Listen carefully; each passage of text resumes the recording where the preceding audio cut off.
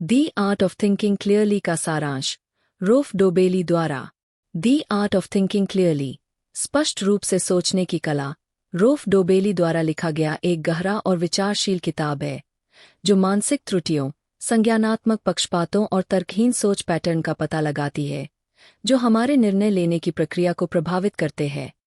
यह किताब छोटे छोटे अध्यायों में विभाजित है जिनमें हर एक मानसिक पक्षपात या गलती पर चर्चा की जाती है जो हमारे निर्णय लेने में समस्या पैदा करती है।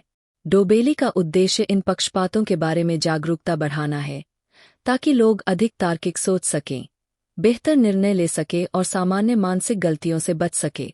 यहाँ किताब के प्रमुख विचारों का विस्तृत विश्लेषण किया गया है। एक, स्पष्ट सोच का महत्व।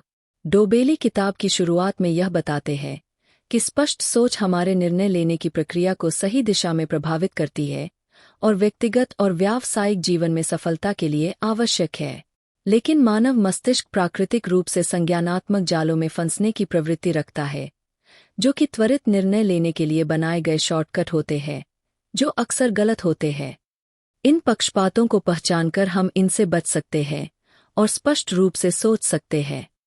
2, संज्ञानात्मक पक्षपात और ह्यूरिस्टिक्स। संज्ञानात्मक पक्षपात वे मानसिक शॉर्टकट हैं जिन्हें लोग जल्दी निर्णय लेने के लिए उपयोग करते हैं, लेकिन ये अक्सर गलत निर्णयों की ओर ले जाते हैं। ह्यूरिस्टिक्स वह नियम होते हैं जिनका हम उपयोग करके निर्णय लेने में सरलता लाते हैं, जबकि ये कभी कभी सहायक होते हैं, लेकिन अक्सर यह हमें गलत निर्णयों की ओर मार्गदर्शन करते हैं। किताब में कई प्रमुख संज्ञानात्मक पक्षपातों का विस्तार से विश्लेषण किया गया है। 3, एंकरिंग प्रभाव।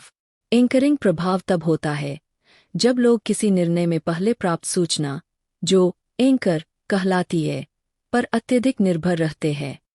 यह प्रारंभिक जानकारी बाद में आने वाली जानकारी के लिए एक आधार तैयार करती है, चाहे वह जानकारी अप्रासंगिक या मनमानी। उदाहरण के लिए, अगर आप किसी कार की कीमत 30,000 रुपये देखते हैं, तो अगली कार जो कम कीमत पर होगी वह आपको एक अच्छा सौदा लगेगी, चाहे वह सच्चाई में महंगी न। 4, पुष्टि पक्षपाती। पुष्टि पक्षपाती तब होता है जब लोग अपनी पूर्व धारणाओं या विश्वासों की पुष्टि करने वाली जानकारी को अधिक महत्व देते हैं और उन तथ्यों या प्रमाणों को नज़रअंदाज कर देते हैं जो उनके विचारों के खिलाफ होते हैं। इससे निर्णय लेने में गड़बड़ी होती है क्योंकि व्यक्ति केवल वही जानकारी मानता है जो उसकी सोच के अनुकूल होती है। 5, संकुचित लागत भ्रांति, संक कॉस्ट फैलेसी। संकुचित लागत भ्रांति तब होती है जब लोग पहले से की गई निवेशों, समय, पैसा, प्रयास को देखते हुए किसी परियोजना में और अधिक निवेश करना जारी रखते हैं, बजाय इसके कि वे यह विचार करें कि भविष्य में और निवेश से कोई लाभ होगा या नहीं। इससे लोग गलत निर्णय लेते हैं और पहले किए गए निवेश को सही साबित करने की कोशिश करते हैं। 6, हानि से अधिक लाभ, लॉस अवर्जन। हानि से अधिक लाभ एक मानसिक प्रवृत्ति है जहां लोग लाभ की तुलना में हानि से अधिक डरते हैं। इस कारण से लोग नुकसान से बचने के लिए अत्यधिक सावधानी बरतते हैं और यह अक्सर अवसरों को खोने की ओर ले जाता है। 7, उपलब्धता ह्यूरिस्टिक, अवेलेबिलिटी ह्यूरिस्टिक। उपलब्धता ह्यूरिस्टिक एक मानसिक शॉर्टकट है जिसमें लोग निर्णय लेते समय सबसे पहले जो जानकारी उनके दिमाग में उपलब्ध होती है उसी पर निर्भर रहते हैं। इससे लोग असल में होने वाली घटनाओं की संभावना को गलत तरीके से आंकते हैं। 8, सामाजिक प्रमाण, सोशल प्रूफ। सामाजिक प्रमाण वह मानसिकता है जब लोग अनिश्चित परिस्थितियों में दूसरों की कार्रवाई या राय पर भरोसा करते हैं।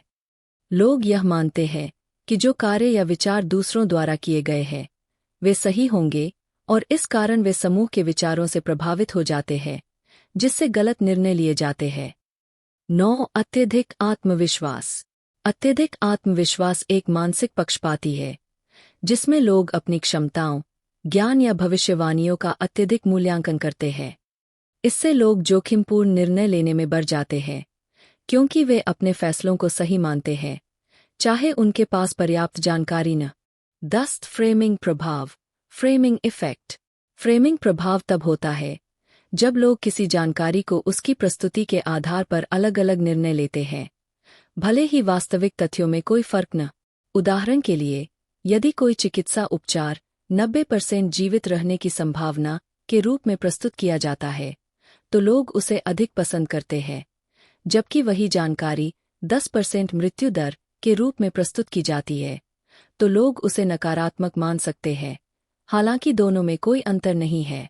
11 हलो प्रभाव, हेलो इफेक्ट।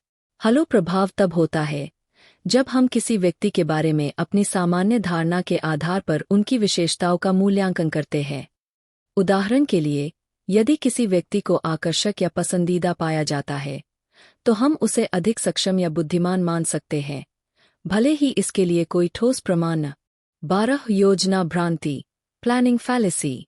योजना भ्रांति तब होती है जब लोग किसी कार्य को पूरा करने में लगने वाले समय, लागत और जोखिम का सही अनुमान नहीं लगाते हैं और भविष्य में होने वाले लाभ को अधिक मानते हैं। यह लोगों को अत्यधिक आशावादी बनाता है और गलत समय सीमा और संसाधनों की योजना बनाते हैं। 13 अंतःकरण प्रभाव, एंडोमेंट इफेक्ट। अंतःकरण प्रभाव तब होता है जब लोग अपनी स्वामित्व वाली वस्तुओं को अन्य वस्तुओं से अधिक मूल्यवान मानते हैं। इस प्रभाव के कारण लोग उन वस्तुओं से अत्यधिक जुड़ाव महसूस करते हैं और जब वे उन्हें बेचने का विचार करते हैं, तो वे इसे गलत मूल्य पर बेचने से बचते हैं। 14 निर्णय थकान, डिसीजन फटीग। निर्णय थकान तब होती है जब लोग लंबी अवधि तक निर्णय लेने के बाद मानसिक रूप से थक जाते हैं और उनके निर्णयों की गुणवत्ता में गिरावट आती है। इससे लोग निर्णय लेने में जल्दबाजी करते हैं, जो कि गलत परिणामों की ओर ले जाता है। 15 स्पष्ट सोच के लिए व्यावहारिक सलाह। डोबेली किताब में कुछ सरल और प्रभावी रणनीतियां प्रस्तुत करते हैं, जिन्हें अपनाकर हम अपने निर्णय लेने की प्रक्रिया को सुधार सकते हैं। संभावनाओं के बारे में सोचें। निश्चित निष्कर्षों पर पहुंचने के बजाय विभिन्न संभावनाओं पर विचार करें। संदेह करें। हमेशा अपने फैसलों और धारणाओं पर सवाल उठाएं। अपना दिमाग अधिभारित न करें। जीवन को सरल बनाएं और निर्णय लेने में रूटीन का पालन करें। दूसरों से सीखें। उन विशेषज्ञों से सलाह लें जो किसी विशेष क्षेत्र में जानकार है। निष्कर्ष। The art of thinking clearly एक अत्यंत पठनीय और व्यावहारिक किताब है, जो संज्ञानात्मक पक्षपातों और मानसिक भ्रांतियों को समझने और उनसे बचने के तरीकों पर केंद्रित है।